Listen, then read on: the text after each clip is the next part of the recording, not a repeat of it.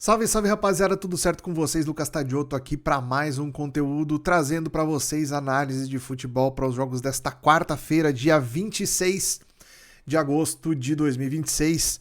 Teremos aí mais jogos de Copa do Brasil, jogos de ida das quartas de finais, clássicos aí, né? E também teremos alguns jogos interessantes pela Europa, Champions League, também o River Plate aqui na Libertadores, Real Madrid pela La Liga. Tudo isso a gente vai falar nesse vídeo de hoje aqui, então se você gosta desse tipo de conteúdo, já deixa aquele like para fortalecer, comenta aqui nos comentários o que você pretende fazer de trading esportivo nesses jogos, e também se você não for inscrito no canal, por favor se inscreva, dá essa moral pra gente aí, faz com que o nosso conteúdo chegue cada vez num número maior de pessoas, beleza? Bom, vamos começar a falar dos jogos aqui então. A gente tem às 16 horas, antes de falar de Champions League, de pré-Champions League, na verdade, a gente tem aqui o Real Madrid fazendo o seu segundo jogo em La Liga, justamente contra o Real Sociedad. Primeiro jogo, a estreia do Real Madrid no Santiago Bernabéu, então temos aqui, naturalmente, o time do Real Madrid bastante favorito. O Real Madrid que, no jogo de estreia, teve alguma dificuldade, né? Então, o que a gente está vendo aqui nesse time do Real Madrid?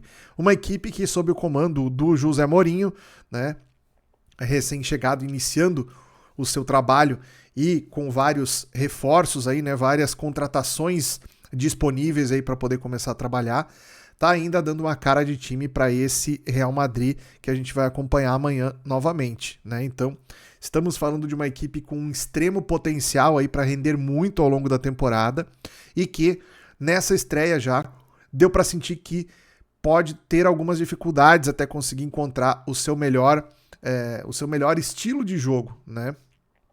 Na estreia, o time venceu o Espanyol fora de casa. Dessa vez vai enfrentar o Real Sociedad, que tecnicamente é um time superior ao primeiro adversário, né? O Real Sociedad, mesmo como visitante, é um time mais qualificado tecnicamente que o próprio Espanyol. Então a gente pode ter aqui um desafio interessante para esse time do Real Madrid na sua segunda aparição aí na La Liga nessa temporada, né? Provavelmente a gente já vai ter algumas mudanças no time aqui, né? A gente viu, por exemplo, o Alexander-Arnold não começando como titular no jogo passado e deve ser titular nesse jogo, assim como o Cucurella, um dos jogadores recém-contratados aí nesse time do Real Madrid, que fez alguns poucos minutos no jogo de estreia.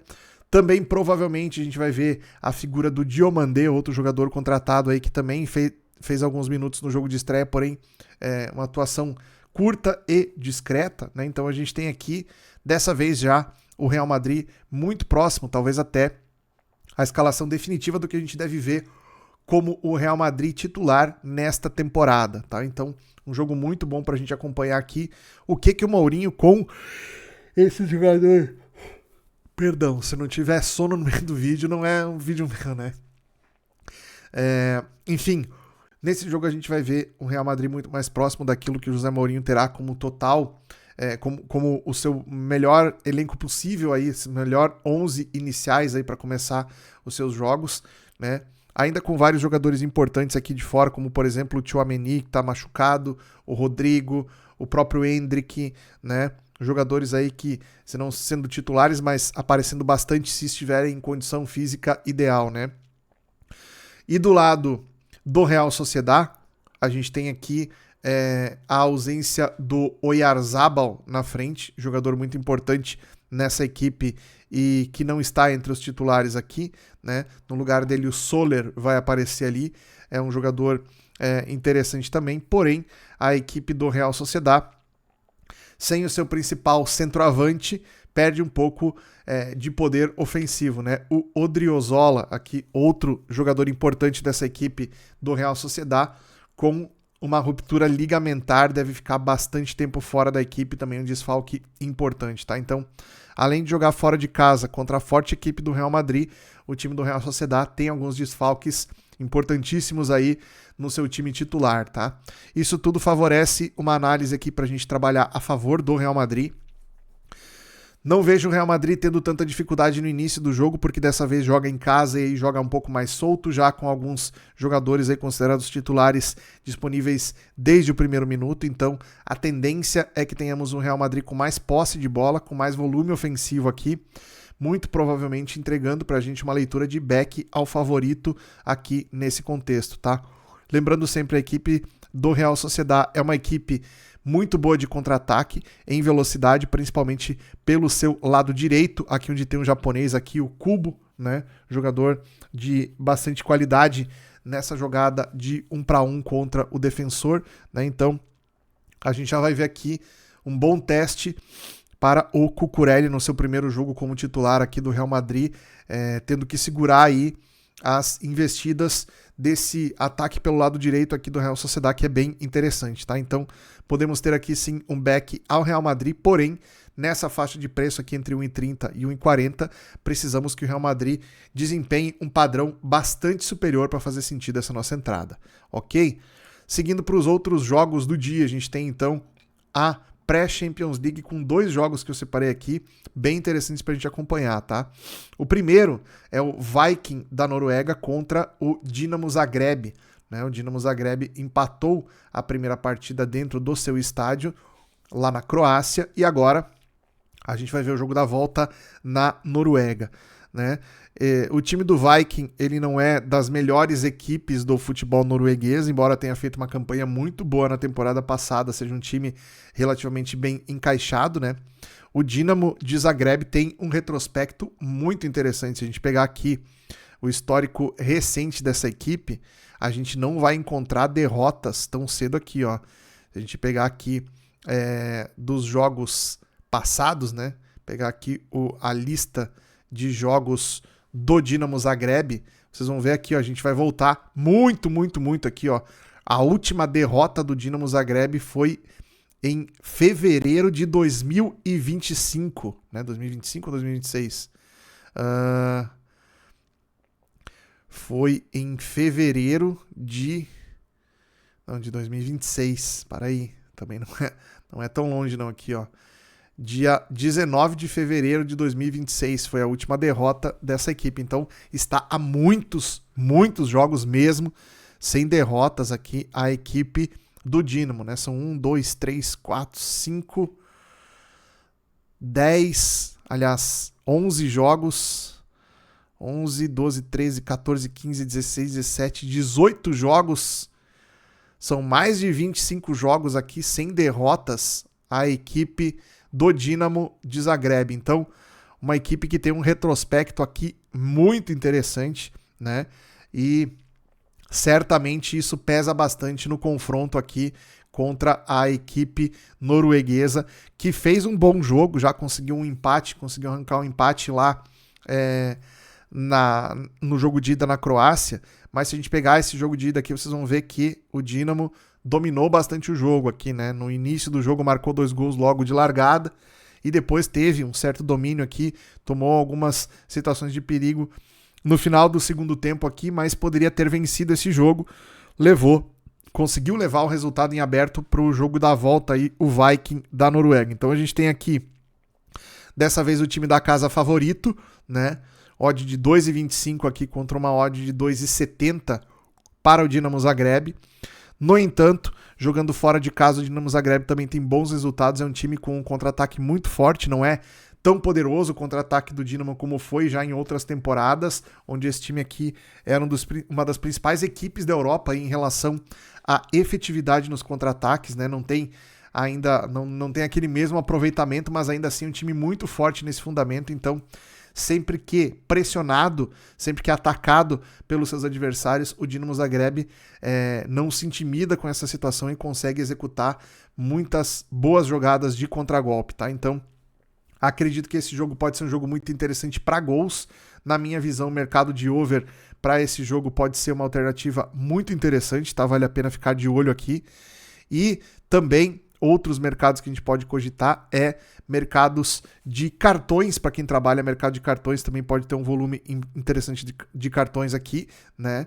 E o mercado de ambas marcam, tá? Se a gente tem uma leitura boa para over, eventualmente o mercado de ambas marcam, para quem trabalha esse mercado mais a punter, né? Pode ser uma excelente alternativa também aqui nesse confronto, ok? Depois a gente vai falar de Lyon e Fenerbahçe. O jogo de ida também foi empate, 1-1 lá na Turquia. E agora a gente tem o jogo de volta em Lyon, na França, onde o time da casa tem sim um bom favoritismo, tá? O time do Lyon fez um jogo interessante contra o Fenerbahçe lá na Turquia, né? Se a gente pegar aqui o gráfico só para dar uma olhada, ó, vocês vão ver aqui que foi um jogo bem dividido, né? Bem disputado. O Lyon, inclusive, saiu na frente. O Fenerbahçe, no início do segundo tempo, conseguiu um empate, mas foi um jogo extremamente equilibrado entre as duas equipes, né? O Fenerbahçe é uma equipe que, a nível de nominata, né? A nível de escalação, fez excelentes contratações na última janela. Quando eu analisei esse jogo de ida, eu comentei sobre isso aqui também, né? Então a gente tem aqui, por exemplo, o Ederson, goleiro que até pouco tempo atrás era titular, disputou titularidade no gol da seleção brasileira, né? Anthony Brown na lateral esquerda, o Semedo na lateral direita, o Skriniar e o Ake são dois excelentes zagueiros. Na frente deles o Guendouzi e o Kanté, também uma excelente dupla de volantes. Uma linha de 3 com o Greenwood, o Talisca e o Akirkoglu. Aqui a gente tem a ausência, né? A ausência ou a não permanência do Lukaku ainda como centroavante aqui, mas ele também está nessa equipe. Então a gente tem aqui uma equipe tecnicamente de muita qualidade, porém ainda com o trabalho iniciando aí do seu treinador também. Vai demorar um pouco para essa equipe ter o encaixe, né, para justificar a qualidade desses jogadores. Então, tecnicamente, ali na individualidade é uma equipe que pode se sobressair, mas coletivamente o time do Lyon se mostrou, pelo menos nesse primeiro jogo, uma equipe muito mais lúcida com a posse da bola, uma equipe capaz de construir jogo com muito mais qualidade, né? Principalmente na parte de recomposição defensiva. Então, quando perde a bola, o time do Lyon consegue se defender com muito mais qualidade, com muito mais organização, e isso aqui impactou em algumas situações no primeiro jogo. Talvez seja um vetor importante para o jogo da volta também, tá? Então, o Lyon dentro de casa é um time bastante interessante de se ver jogar, é um time forte também, tá? Então, não descarto a possibilidade aqui da gente trabalhar um lei ao Fenerbahçe nesse jogo, tá? Odd de 1,85 para o Lyon, 3,80 para o Fenerbahçe aqui nessa partida, tá? Olho no lei ao time turco, embora tendo grandes jogadores aqui, o time do Lyon muito mais organizado aqui e favorito para essa disputa. Depois a gente tem aqui, a gente vai para os jogos da noite, tá? Antes de falar da Copa do Brasil, tem um jogo atrasado da Libertadores. O River Plate vai receber o Independiente Santa Fé. Primeiro jogo lá na Colômbia, foi empate em 0-0. River Plate que vai, né? Aliás, não é da Libertadores, esse jogo é da Sul-Americana, perdão. Esse jogo pela Sul-Americana, lá no Monumental de Núñez, casa do River Plate, provavelmente com excelente público também. A média de público no estádio do Independiente é acima de 60 mil torcedores, então a gente está falando do River Plate, é uma média acima de 60 mil torcedores, então estamos falando aqui de uma equipe com um fator local poderosíssimo, embora não esteja aí ainda com o seu time encaixado com tudo que poderia, né? River Plate que fez aí contratações pesadas também nessa janela de transferência, movimentou bastante o mercado, né? E o treinador do River Plate, o Eduardo Cudê, já treinou Internacional, já treinou Atlético Mineiro, conhecido aqui do público brasileiro, né? Tá tentando encaixar um trabalho nessa equipe do River Plate que tem as peças, né? Tem bons jogadores aí no seu elenco. Falta realmente o encaixe para produzir melhor, tá? Uma vantagem importante do River Plate aqui é a quantidade de desfalques de jogadores titulares aqui do Independiente Santa Fé que não estarão disponíveis para esse jogo, tá? Então, além de jogar fora de casa, num estádio extremamente hostil, a equipe do Santa Fé também com vários desfalques aqui pode ter bastante dificuldade nesse jogo, tá? O ideal não é essa odd abaixo de 1,50 aqui para trabalhar o back ao River Plate, tá? O ideal é que a gente conseguisse pegar um back ao River Plate aí na faixa acima de 1,60. Esse preço eu acho que estaria mais condizente com o que o River Plate vem entregando nos seus últimos jogos, tá? Então, nesse sentido aqui, é uma sensação minha relacionada ao possível valor desse preço, tá? Não descarto a possibilidade, obviamente, do River Plate cumprir o seu favoritismo, mas eu acho que não vai ser jogo tão jogado assim para uma odd tão baixa para o time da casa, certo? Quem vencer aqui vai pegar na próxima fase a equipe do Vasco da Gama, que derrotou o Olímpia, venceu muito bem o Olímpia, então o Vasco pode pegar aqui ou Santa Fé ou River Plate. Então podemos ter aí um Vasco e River na próxima fase da Sul-Americana, que já tem Galo e Santos, já um dos confrontos fechados, e o Montevideo Torque contra o Cienciano, que eliminou o Botafogo, né? Lá do outro lado da chave, a gente tem o São Paulo, que está esperando aqui, aliás, o São Bolívar e São Paulo e Boca Juniors e Recoleta. Vai sair ainda o chaveamento aqui, na verdade, o Bolívar e São Paulo, se não me engano, já está definido, né? O São Paulo classificou e o Boca Juniors e Recoleta também. Então a gente vai ter aqui Boca e São Paulo na próxima fase, certo? Bom, falando disso, a gente vai comentar então sobre Copa do Brasil. Teremos aqui Palmeiras e Santos. Eu tô gravando esse vídeo, ainda não aconteceu o jogo entre Cruzeiro e Atlético Mineiro, que é o primeiro jogo, né? Mas aqui a gente tem outro clássico brasileiro, Palmeiras e Santos, às 21h30. Essas duas equipes irão se enfrentar. A gente tem um histórico interessante do confronto entre esses dois times, porém, vamos ver aqui há quanto tempo que eles não se enfrentam em uma disputa de mata-mata. A gente tem aqui pelo Brasileirão, pelo Campeonato Brasileiro tivemos um empate em 1-1 no primeiro turno, lá no estádio do Palmeiras, né? Pelo Paulistão, o Palmeiras venceu dentro do seu estádio também. Antes disso, a gente teve aqui no Brasileirão da temporada passada o Santos vencendo dentro da Vila Belmiro e perdendo para o Palmeiras por 2-0 lá no Allianz Parque. Ainda era o Allianz Parque naquela época, né? Tivemos pelo Campeonato Paulista o Palmeiras vencendo na Vila Belmiro e vencendo no Allianz Parque também. Então o retrospecto aqui começa a ser um pouco mais favorável para o Palmeiras, mas aqui também tivemos o Santos vencendo nessa mesma competição. Lá em 2024, o Santos venceu, o Palmeiras venceu por 2-1 depois no outro jogo. O Santos havia vencido na Vila Belmiro no Campeonato Brasileiro, vencido no Allianz Parque por 2-1, um empate em 0-0. Então, assim, um confronto bastante parelho entre as duas equipes na história recente, né? Claro, são dois times do mesmo estado, portanto se enfrentam muito mais vezes ao longo do ano, né? A tendência é que eles se enfrentem aí pelo menos 4 vezes ao longo de cada temporada. Num histórico recente, existe uma paridade interessante ali, nenhum dos resultados, ou para Santos ou para Palmeiras, foi algum resultado elástico. Então a tendência é que, mesmo com um resultado de vitória de um dos dois times, não seja uma vitória elástica nesse primeiro jogo. A tendência é que a gente tenha o confronto em aberto ainda para o jogo da volta, né? O que é interessante de pontuar aqui, né? A fase técnica do Palmeiras não é das melhores. Vocês vão concordar comigo que o Palmeiras já viveu fases tecnicamente bem superiores ao momento atual da equipe, né? Inclusive algumas críticas da imprensa ao trabalho do Abel Ferreira, enfim. Mesmo assim, o time continua performando, né? Vem de uma derrota no Campeonato Brasileiro agora na última rodada, né? Mas segue ainda na liderança da competição. Do lado do Santos, a história é um pouco diferente. O Santos briga na parte de baixo da tabela, é um dos times que está lutando ali contra o Z4 da competição. Não está dentro do Z4 nesse momento, mas está ali muito próximo, né?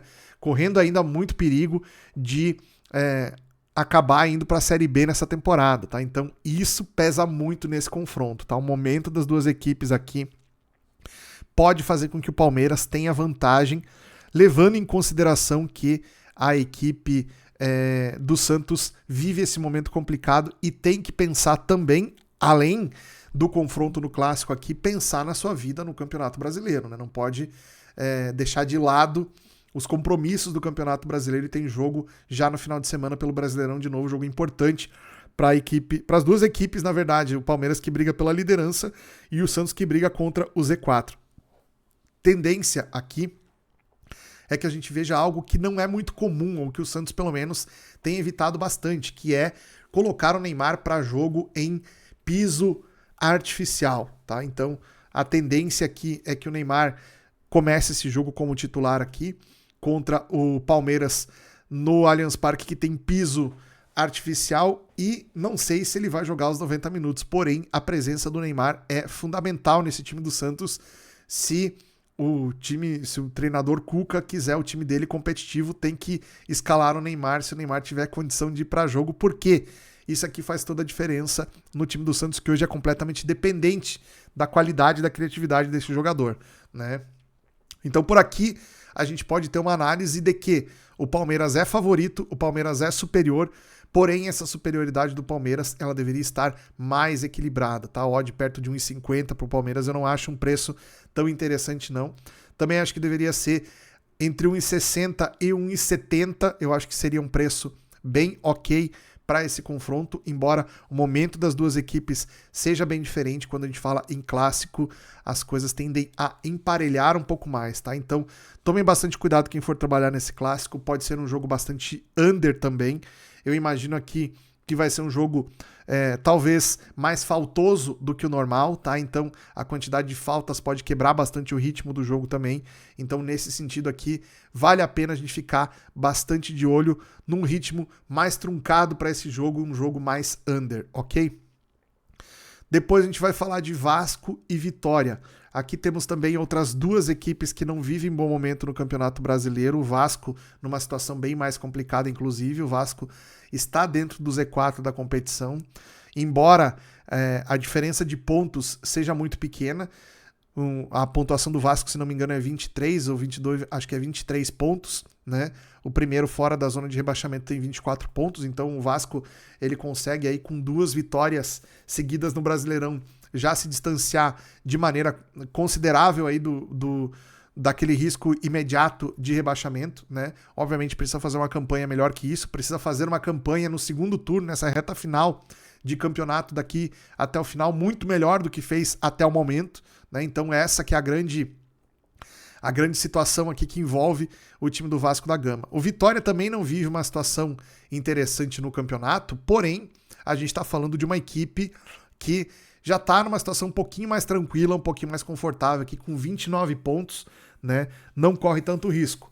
Embora venha numa sequência ruim aqui o Vitória também, né? Nas últimas 5 partidas, apenas uma vitória contra o Botafogo e 4 derrotas, inclusive perdeu pro Bahia dentro de casa, o clássico na última rodada, né? Então, vem aqui com o foco nessa Copa do Brasil, vai enfrentar a equipe do Vasco, correção aqui, o Vasco tem 22 pontos e a primeira equipe fora do Z4 Internacional com 25, tá? Então, mesmo vencendo a próxima rodada do Campeonato Brasileiro, provavelmente o Vasco ainda não saia da zona da degola, tá? Então, aqui a gente tem um aspecto importante que são a competição que os dois times levam em paralelo à própria Copa do Brasil, tá?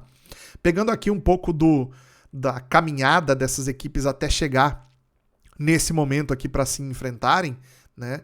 A gente tem aqui, por exemplo, né, a equipe do Vasco que venceu o Paysandu, tirou o Fluminense no clássico, venceu o Fluminense 3-1 no agregado, e agora vai pegar o Vitória. E o Vitória que eliminou nada menos que o Flamengo lá na fase de 16avos, depois nas oitavas eliminou o Atlético Paranaense, que vinha muito bem também no Campeonato Brasileiro, e agora vai pegar a equipe do Vasco. Então, um trunfo que a equipe do Vitória tem a seu favor é justamente o fator local. O Vitória dentro do Barradão é uma equipe que tem feito excelentes jogos e que tem conseguido classificações aí, inclusive tendo um resultado de desvantagem no jogo de ida. Então é fundamental para o Vasco tentar conquistar um resultado de vantagem nessa primeira partida, vencer de preferência por mais de um gol de diferença a equipe do Vitória para poder no jogo da volta não depender de resultado na casa do Vitória, onde o time baiano é muito forte, tá? Então, Entendo que o Vasco deverá ter mais a iniciativa nesse jogo, deverá jogar um jogo mais ofensivo, tá? Projetando principalmente os seus laterais para atacarem. Então, eu não duvido que do lado direito aqui a gente tenha o Puma Rodrigues voltando aqui para o time, né? E do lado esquerdo mantendo o Cuiabano, mas tentando fazer com que esses laterais apoiem mais, tá? Participem mais da movimentação ofensiva. E o time do Vitória tentando escapar no contra-ataque, né? Utilizando mais as jogadas de contra-ataque a seu favor. Então, acredito que pode ser um jogo interessante para a lei ao Vitória nessa primeira partida, tá? Mas não descarto também o mercado de ambas marcam, tá? Geralmente os jogos de ida da Copa são jogos mais under, são jogos onde as equipes não se expõem tanto. No entanto, o Vitória sabe que se marcar um gol contra o Vasco, deixa o time carioca numa situação muito complicada. Vai ter que se expor já no jogo da ida, muito mais do que gostaria caso tome um gol, tá? Nesse contexto, eu acho que o ambas marcam pode ser bem interessante daí nesse caso, tá? Provavelmente a gente vai estar fazendo esses jogos juntos lá no meu canal do Telegram, se você não me segue ainda no Telegram. Por lá eu estou compartilhando também o meu método de ciclos que eu estou trabalhando. Método de ciclos, já fiz 3 entradas no método de ciclos lá. E eu vou colocando todas elas ali. Para quem quiser acompanhar também, poder acompanhar, então a gente vai fazendo o método de ciclos nos jogos de futebol europeu. Então, além de acompanhar as minhas entradas nesse método de ciclos que eu estou trabalhando ali no Telegram, você vai ter contato comigo aí trabalhando nos jogos da Sul-Americana e Copa do Brasil que teremos nessa noite de quarta também, beleza? Todo mundo convidado então para colar lá comigo, valeu? Um grande abraço, nos vemos no próximo conteúdo, até lá!